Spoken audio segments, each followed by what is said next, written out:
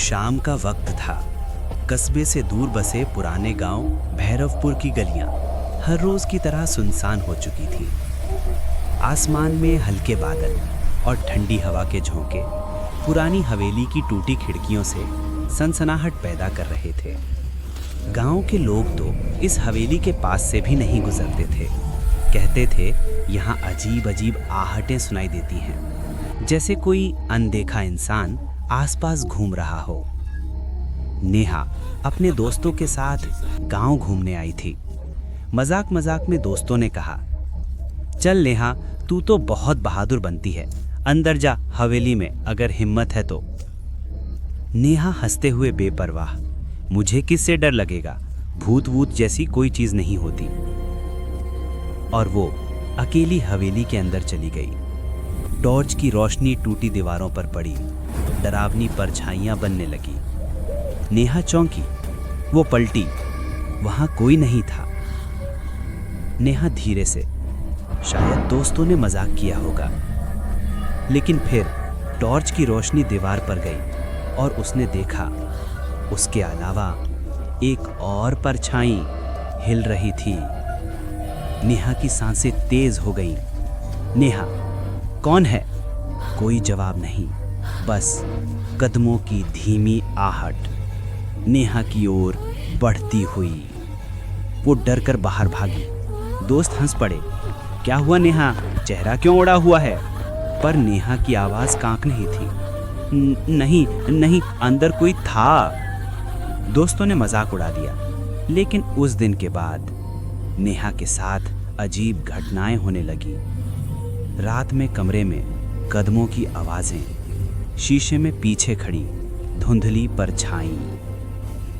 गांव का नाई पंडित रोज देर से दुकान बंद करता।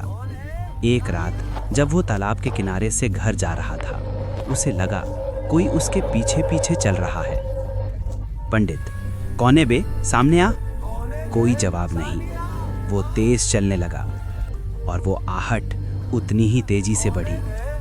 अचानक उसके सामने एक सफेद साया खड़ा था, हरी चमकती आंखें। साया, पंडित, तेरे समय आ गया है, तू बच नहीं पाएगा। पंडित चीखता हुआ भागा। अगले दिन वो पागलों की तरह बस एक ही बात कह रहा था, हट, आहट मुझे ले जाएगी, आहट मुझे ले जाएगी।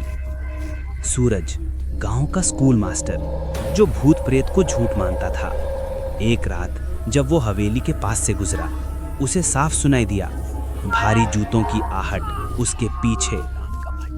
वो पलटा, सड़क खाली, और फिर उसके कान में किसी ने फुसफुसाया, आवाज, तू बच नहीं पाएगा। अब नेहा, पंडित, सूरज, तीनों अलग अलग लोग, पर एक ही चीज, आहट। गांव में डर फैलने लगा। गीता रोज रात को आंगन में तुलसी का दिया जलाती थी। उस रात भी किया, लेकिन जैसे ही दिया जला, उसे लगा कोई उसके आंगन में खड़ा है। गीता, कौन है? हवा का तेज झोंका आया, दिया बुझ गया।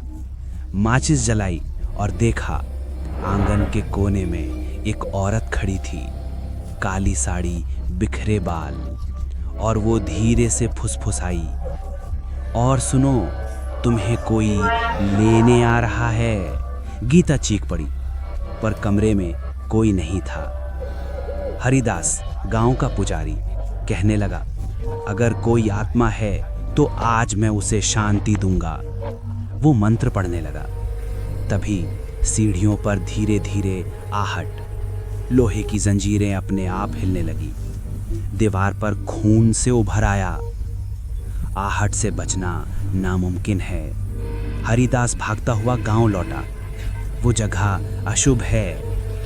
विक्रम कस्बे और गांव के बीच में रात में बस चलाता था। एक रात बस खाली थी, लेकिन उसे शीशे में दिखा, पिछली सीट पर सफेद कपड़े पहने एक आदमी, जिसका चेहरा धुंधला था। अरे, टिकट तो लो। वो पीछे गया, सीट खाली। ड्राइवर सीट पर लौटा और कान में आवाज आई, बस चलते रहो, आखिरी मंजिल मेरे पास है। विक्रम ने रात में बस चलाना छोड़ दिया। अब पुलिस पहुंची। डीसीपी शेखावत बहुत तर्कसंगत आदमी थे। शेखावत, ये सब अंधविश्वास है, मैं खुद हवेली जाऊंगा। रात में वो हवेली पहुंचे। अचानक सीढ़ियों पर भारी आहट। कौन है? टॉर्च जलाई, कोई नहीं, लेकिन उसे महसूस हुआ किसी ने उसके कंधे पर हाथ रखा। वो पलटा, वहां बस हवा। फिर कानों में वही आवाज, सच जानना है तो तहखाने में उतर। अब नेहा ने तय किया, सच पता लगाना होगा। उसने सूरज, रोहित और डीसीपी शेखावत को बुलाया। नेहा, अगर सच्चाई नहीं जानी तो ये आहटें हमें खत्म कर देंगी। सब तैयार हुए। रात के 12 बजे चारों हवेली पहुंचे। हवेली के पीछे पुराना जंग लगा लोहे का दरवाजा। डीसीपी ने धक्का दिया, दरवाजा चरमराया, बदबू का झोंका आया। सब नीचे उतरने लगे। तहखाने में ठंड, सीलन, काई। दीवार पर खून से लिखा था, मेरा श्राप है, जो सुनेगा उसका अंत होगा। तभी एक सफेद धुंधला साया कोने से उभरा और सबके कानों में वो ही आहट। साया, मैं इस हवेली की मालकिन चंपा हूँ। 100 साल पहले मेरे पति ने लालच में मुझे यहीं जिंदा दफना दिया।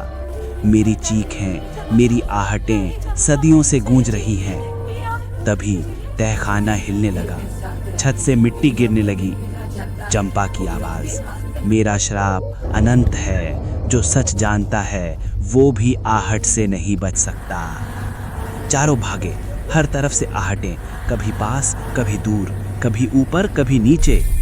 बाहर पहुंचकर शेखावत बोला, अगर हवेली को जला दें तो चंपा का दफन शरीर भी जलेगा, शायद उसे मुक्ति मिल जाए। सबने हवेली में आग लगा दी। अगले दिन पूजा हुई। गांव में वर्षों बाद शांति की रात बीती। लेकिन कुछ दिनों बाद नेहा अपने कमरे में पड़ रही थी। ठंडी हवा चली और कमरे के कोने से धीमे कदमों की आहट आई। नेहा, कौन है? कोई जवाब नहीं, बस वो ही आहट। भैरवपुर में हवेली का रहस्य तो खुल गया, लेकिन आहट आज भी जिंदा है।